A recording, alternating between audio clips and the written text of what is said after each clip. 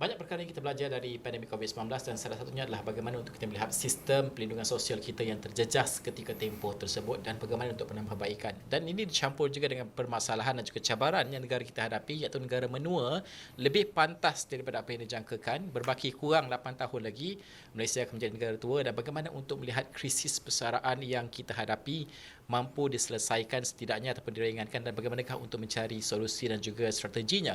Dan pada hari ini di ASEAN Social Security Association ASSA board meeting dan juga seminar yang kali ke-40 ini ada dibincangkan perkara ini untuk dilihat ke hadapan, dan itu yang saya ingin bincangkan pada temu bual pada kali ini. Saya bersama dengan Ketua Pegawai Eksekutif KWSP sendiri, iaitu Datuk Seri Amir Hamzah Azizan yang bersama kita pada waktu ini. Datuk Seri, terima kasih kerana bersama kami. Okey, pertama sekali tahniah kepada lantikan chairman untuk ASSA sendiri.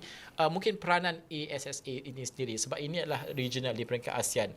Datuk Seri sebentar tadi pada awal sebelum temu bual kita, Datuk Seri sebut bahawa ada banyak perkara kita boleh belajar dari rantau ini, tetapi perlu disesuaikan dalam konteks tempatan. Mungkin boleh terangkan aspek itu dan juga peranan ASSA secara keseluruhan.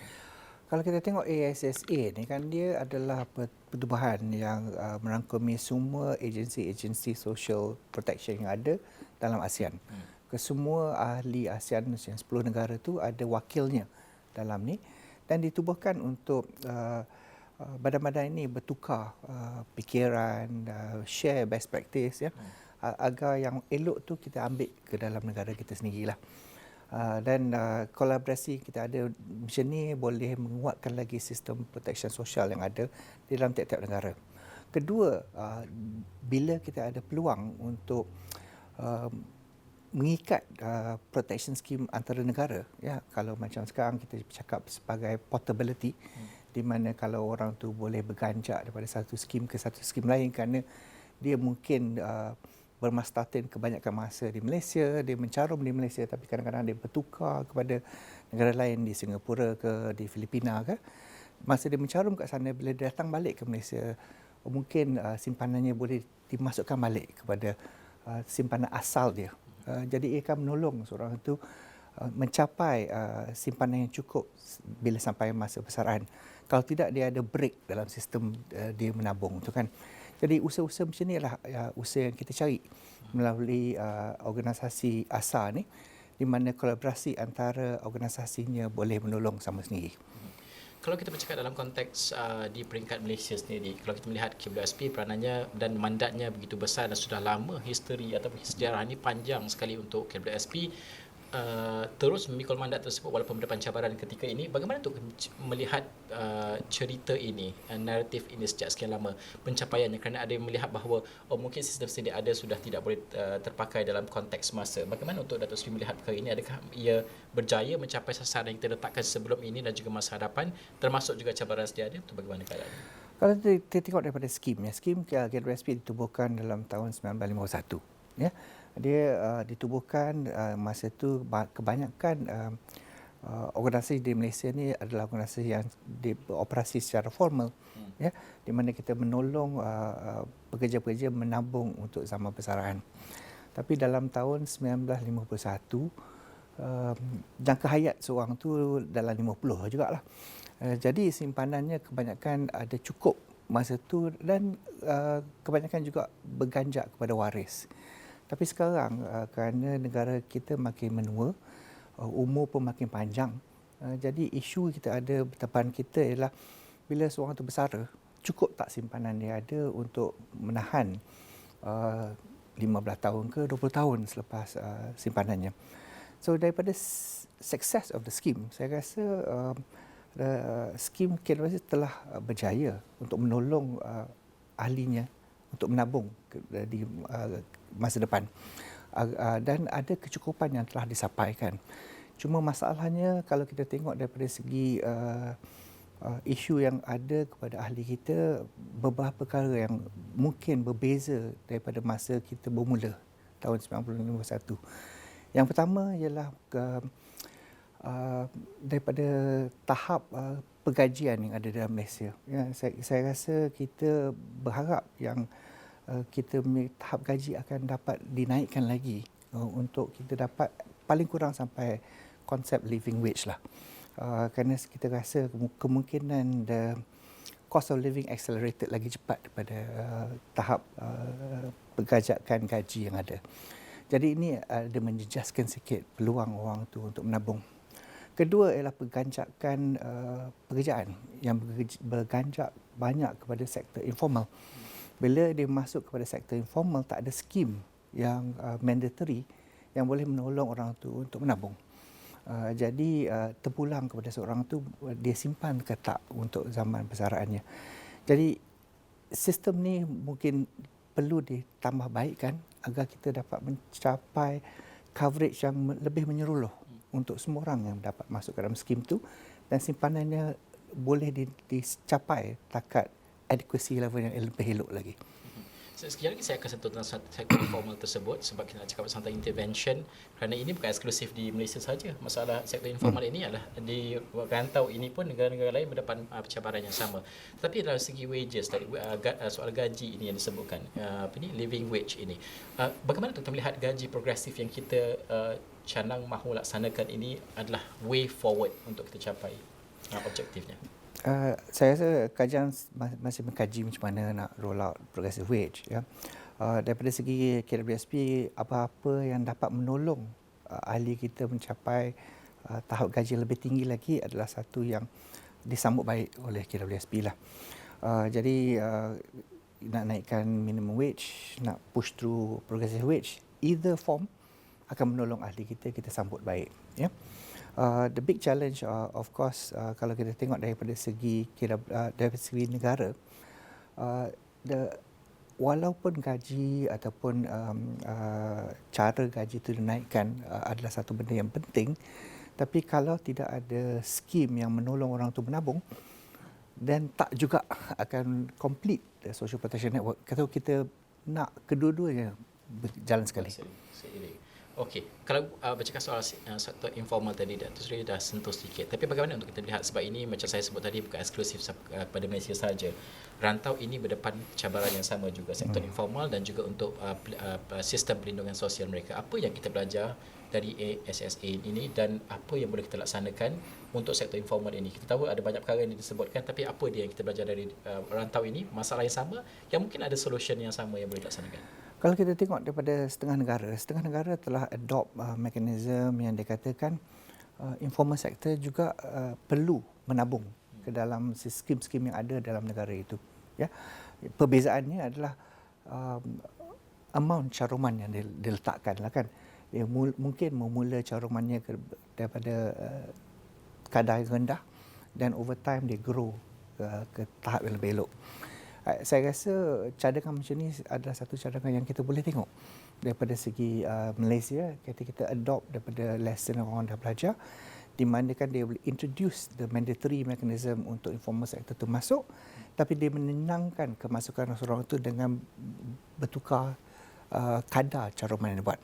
Mula-mula mungkin 2%, lepas tahun naik 3%, naik 4%, tapi dengan kadar yang tidak membebankan seorang itu. So that's one lesson learned yang kita dah nampak dan boleh kita tiru ke dalam Malaysia ni. Yang kedua, mungkin something that orang lain boleh copy daripada kita juga. Ya, kalau kita tengok daripada segi kajian telah memperkenalkan skim yang menolong aisaran skim kita dengan memberikan insentif. Ya, di mana dalam perbelanjawan baru ni dinaikkan insentifnya daripada 300 ke 500 ringgit setahun, di mana kalau seorang itu menabung 15% tabungannya akan di-match oleh kerajaan sampai tahap 500. Ya, jadi inilah satu insentif yang baik. Dan daripada data KWSP sendiri kita telah menampak bila kerajaan memberi sokongan insentif macam itu, lebih banyak pencarum akan masuk ke dalam skimnya dan menolong mereka untuk membina tahap simpanan. Dan bila dia dah 2 tahun, 3 tahun, 4 tahun, dia dah jadi tabiat untuk menabung. Okey, Datuk Seri selaku pengerusi untuk ASSA ini, sudah pasti ini melihat kepada region ataupun rantau ASEAN ini. Tapi sudah pasti learning curve atau apa yang kita ingin belajar adalah juga di luar ASEAN. Bagaimana kita melihat rantau-rantau yang lain dari segi sistem perlindungan sosial mereka. Apa yang diharapkan yang boleh dihubungkan dengan ASSA ini dan sekaligus dibawa ke Malaysia dari rantau lain juga untuk kita pelajari. Dalam meeting yang kita ada di Kuala Lumpur sekarang, kita ada satu event di mana ISA, International Social Security Association, telah masuk dengan satu MOU dengan ASA, di mana ASA akan diberi peluang untuk mendapat lebih banyak pembelajaran yang kita dapat daripada region-region lain di dunia untuk dipraktikalkan di dalam ASEAN lah. Satu perkara yang baik yang berlaku di Kuala Lumpur sekarang. Tapi lebih dua, kalau kita tengok daripada skim social protection bukan saja satu benda yang KRSP sendiri yang boleh buat. Dia kena tengok daripada segi total system yang kita ada. Jadi antara usaha-usaha KRSP adalah bekerjasama dengan kerajaan untuk menggalakkan di mana kita boleh maturkan sistem kita ada dengan mengenalkan sokongan-sokongan di life cycle stage yang lain. Kalau kita tengok daripada typical life cycle yang ada kepada seorang tu, dia lahir, masa dia lahir, adakah ada pertolongan yang diberikan untuk anak-anak di dalam negara tu? Bila dia bekerja, dia bersekolah, adakah sokongan diberi situ? Masa dia bekerja, dia masuk dalam skim pertolongan SOCSO. Jadi cukup tak yang kita ada dalam bila apa-apa terjadi. Dan bila dia dah bersara, dia masuk ke dalam skim KWSP. Jadi the whole life cycle jadi satu yang penting. Dan untuk Malaysia yang penting untuk complete the cycle yang ada dan complete tiering yang ada.